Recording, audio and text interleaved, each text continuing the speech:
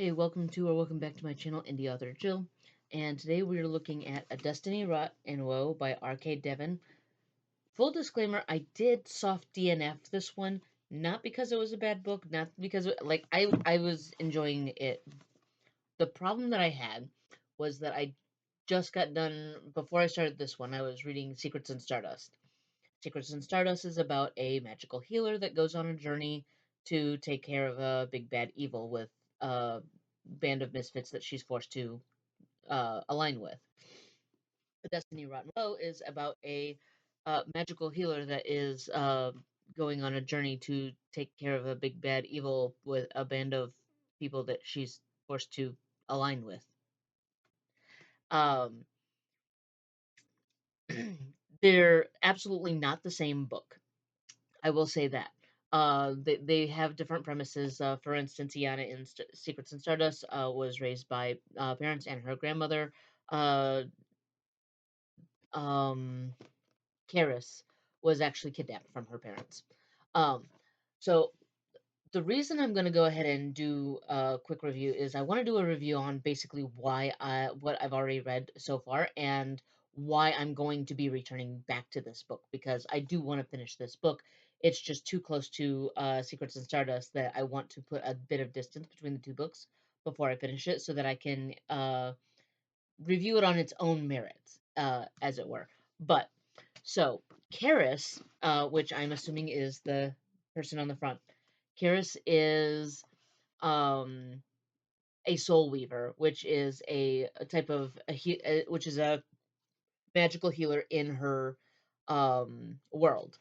And when I believe she's 8 when she says she was taken by the Soul Weaver, so her magic manifested, and so the Soul Weavers Guild came and grabbed her and kidnapped her and took her, just threw her on a horse, and like her parents saw the whole thing happening, and they're like begging and screaming for them not to take their daughter, and she says that she very distinctly remembers her mother standing in the doorway crying and screaming and her dad begging them not to take her, and they took her anyway, and she was a little upset with her parents because, like, okay, you screamed and you cried and you verbalized your distaste for me being taken, but why didn't you stop them? Why didn't you do more to prevent me being taken? And so at first she's upset with them, and then as she gets into the academy, the what is the academy? I keep saying wanting to say Danu, but Danu is the fairy world. Um, she's in an underwater city, Dangurk or something like that.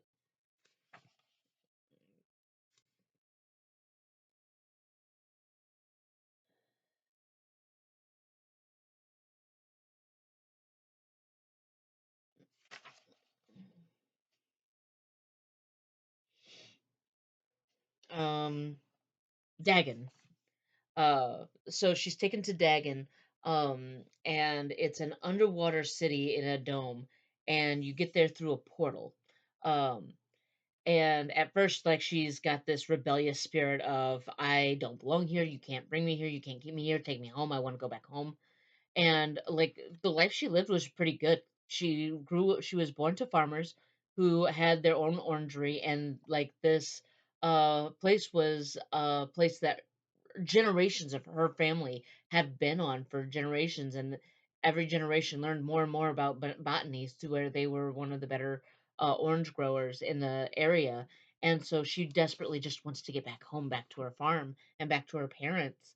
And um so when she's in the academy, they explain to her that she has magic and they have to teach her how to hone and control her magic and to help people, and that she'll be able to help people when she does.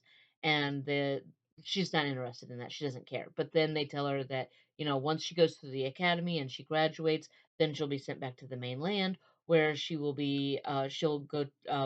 graduate, and then the seer will read her fate, and then she'll go to the mainland, and she can go anywhere she wants and earn coins for a percentage of which will go back to the guild. And that's what drives her, is like, oh, I can get back to the mainland, I can go back to I can go back home. I can go back to my family, you know, and I can tell my parents about everything that I've learned. And so she is terribly driven to be as best of a student, as good of a student as she can, and she is like quickly rises to the top of her class. And then graduation comes, and she's excited, but she keeps hearing this. All you have to do now is survive the culling, and she has no idea what that is. But she's like, I think I'm ready. I'm top of my class. I think I'm ready, and she's not mentally and emotionally ready, but she is ready, more ready than she thinks she is.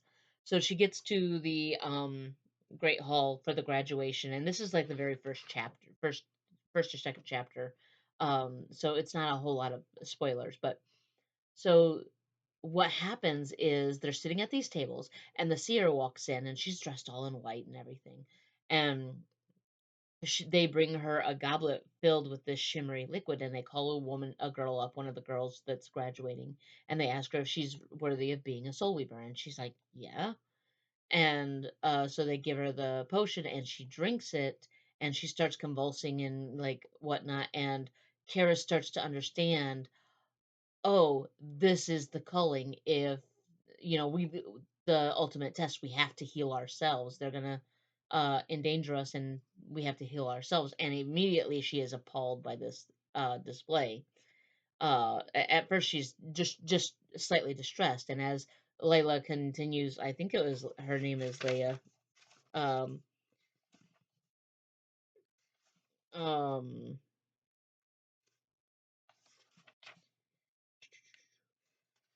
um,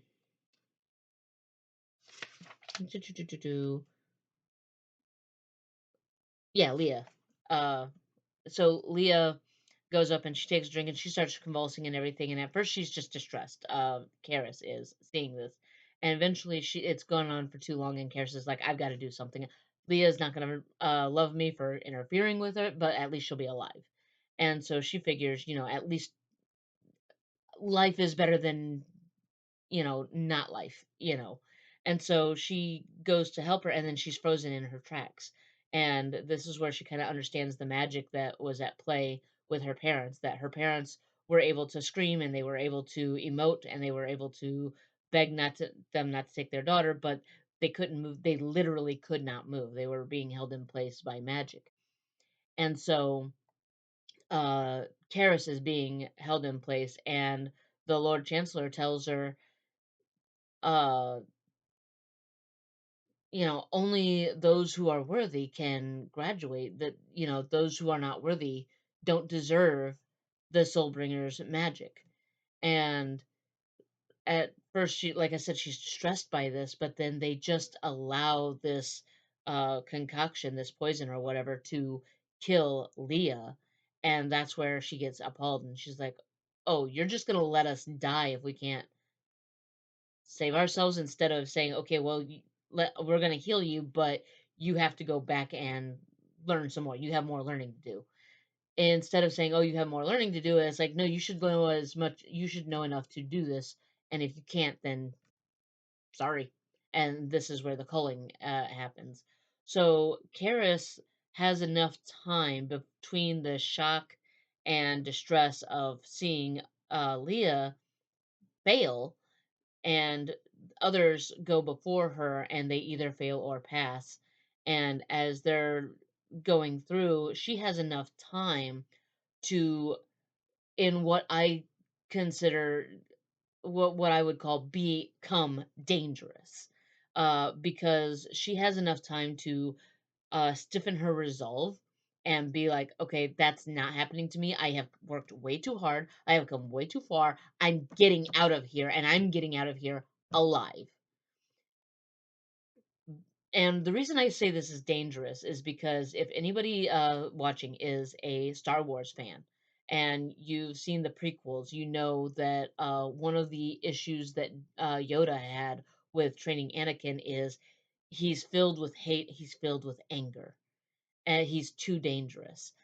This is what's happening to Karis. She is becoming dangerous because now she has stiffened her resolve, and when she gets up there, she takes the potion and she feels it. coming in, and like she knows that she has to overcome it. She knows she has to, figure out how to put herself back together, but she's not ready for the assault on her senses, on her mind, on her emotions. Like there's a sheer panic, and so she has to figure out how to discipline the panic and calm her mind in order to find out what's going on. And she starts fixing the priority things first. And once she starts fixing those, then she finds the source of the distress and starts isolating that, and then continues to fix herself up from there. And when she succeeds and she moves on, and so when they help her to her feet and everything, and they're all proud of her and everything, and she is ticked. She is just, I will burn this place to the ground, ticked, you know. And so she's not feeling pleased with herself. She's not feeling proud of herself. She's not happy. She is just out and out mad. And so the Soul Weaver seer congratulates her on passing the test. And then all of a sudden, she turns and gets all raspy and everything. Um, where's the um and I keep coming back to the um every time I throughout the story as I was reading, one of the things that kept slowing me down is coming back to this prophecy. And it's like, wait, you know. So here's the prophecy. Um, a slim hand latched onto my arm as the seer hauled me up with the strength that bellied her size. Thank! My throat dried as the seer rounded on me with pupils that were leached of color. Words poured out of her gasping mouth in a rush, like water flowing past a broken dam. The yawning mob blazed with blinding light. A scourge bringer approacheth. The hand of death falls heavy upon you under Magenna's baleful watch. The soul eater shall come for that which bears his mark. The warrior from the south that shall have his first taste of defeat, only to rise to the slaughter of corruption. The destroyer of spirits demands a payment for the judgment of the hound. Your soul shall be the toll. The words ended with a rasp, the echo bouncing through the room in the shocked silence. So each person had kind of gotten a fate read to them of telling them kind of where they would be best to go. Um, and that's not necessarily they're like they'll tell you, hey, you would be better served going to this location. If they don't go to that location, that's fine. So like if they told her, hey, you're gonna go in the opposite direction of where your parents live, she could still decide, okay, but first I'm gonna go visit my parents, and that's fine. If she found work there, fine. But the fates have decided that she will eventually end up in this other place, and um, this is what she's looking forward to: is she has survived, and now all of a sudden this prophecy has been sent to her, and once again the choice and agency has been ripped from her. And basically the way they have interpreted it is, there is the great evil in this book is the hound of corruption running through, and it is causing disaster and disease, and it is just making things difficult, life difficult. And so what's happening is what they the soul weavers believe is the thing is, okay, we have to send you to Danu. Danu is the south. They have the undefeated warrior. They've known about this prophecy for a while. You are the payment. You basically, you have to die to bring an end to the hound of corruption. And so she's like very upset about this at first. And so they send her with a demon guardian to protect her, Evan. And so uh, they are allowed to leave, but they have to go to the they have to go and find the fairy kingdom, or the elven kingdom. And so they're on their way and they're making haste to get there, and she's like very upset, and she's like, I don't understand why I have to, like, this sucks. You know, the moment I get freedom, and it's not even freedom, I'm just going to my death. Like, why? You know? But as they come to, they find a family that has been afflicted by the hound of corruption, and realizing how bad the situation is, Caris decides, you know what? It doesn't matter. This cannot be allowed to go unchecked. This cannot go unanswered. And if me dying means that everybody else will live and this will never happen to somebody else again, fine. I will be the martyr. And so they have to go to the Elvish King because they first have to find the fighter that has never been defeated.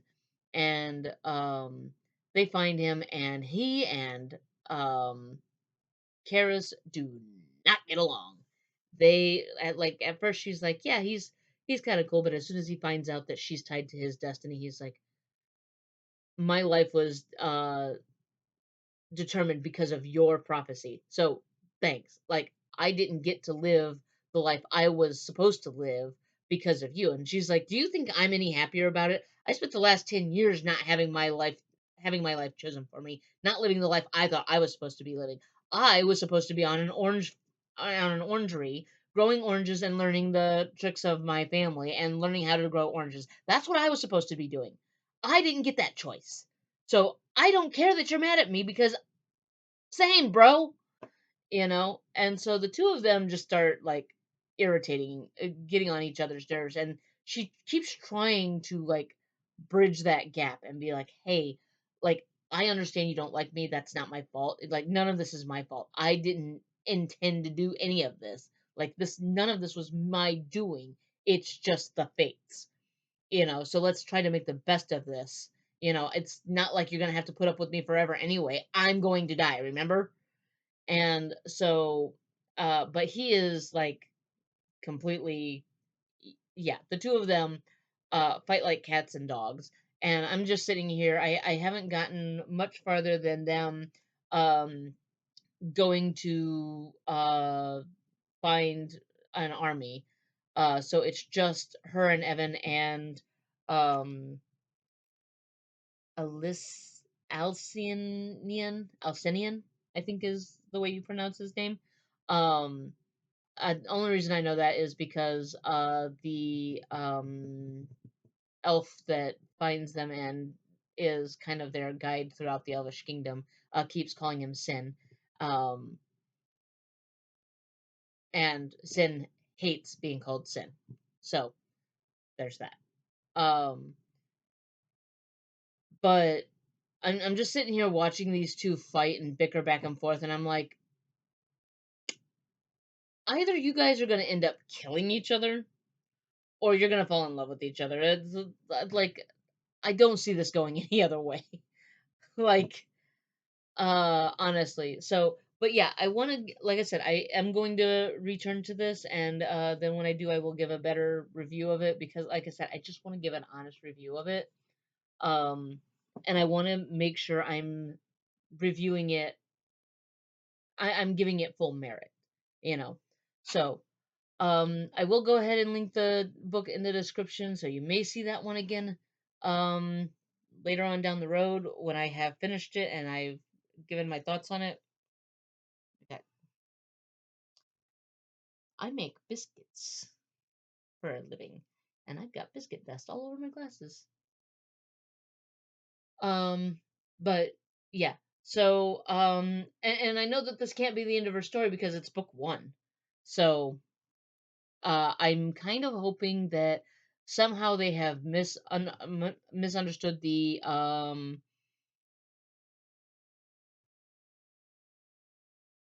prophecy. Maybe because that they keep saying her soul will be the price, and I was like, is it the part of her soul that makes her a soul weaver, and like when like she has to give up her magic?